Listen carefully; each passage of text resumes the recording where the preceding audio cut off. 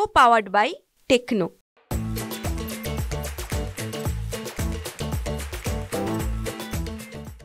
पंतप्रधान नरेंद्र मोदींची आज मेट्रो मार्गाच्या उद्घाटनाच्या निमित्तानं पुण्यातल्या एसपी महाविद्यालयाच्या मैदानावरती सभा होती। मात्र कालपासून जे आहे ते सभेच्या ठिकाणी चिखल जो आहे तो पावसामुळे मोठ्या प्रमाणावरती साचलेला आहे। त्यामुळे पर्यायी व्यवस्था म्हणून प्रशासनानं गणेश कला क्रीडा मंच जो आहे ते निवडलेला आणि आपण पाहतोय की सध्या या ठिकाणी प्रशासनाकडून तयारी जी आहे युद्धपातळीवरती केली जाते।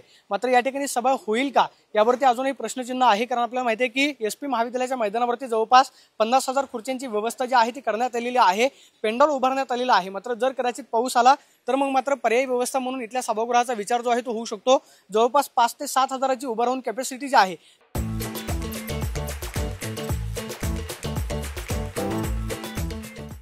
त्या संपूर्ण सभागृहाची आहे। त्यामुळे मात्र खरं तर पंतप्रधानांच्या सुरक्षेचा विचार करता पंतप्रधानांची एसपी जी आहे सुरक्षा व्यवस्था जी आहे ती जवळपास 24 तास आधी जी आहे सभेचं ठिकाण ताब्यामध्ये घेते। त्यामुळे अशा पार्श्वभूमीवरती या ठिकाणी सभा होईल यावरती खरं तर प्रश्नचिन्ह आहे। मात्र आपण पाहतोय की प्रशासनाकडून पर्यायी व्यवस्था म्हणून या ठिकाणी तयारी जी आहे ती केली जाते।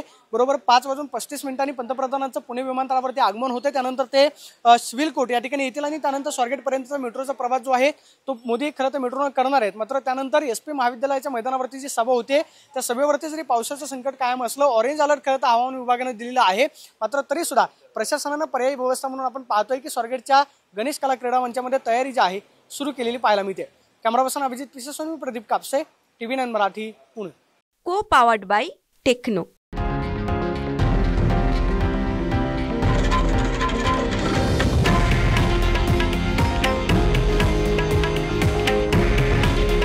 हे आहे देशातील नंबर 1 न्यूज नेटवर्क आणि आपण पाहत आहात TV9 मराठी।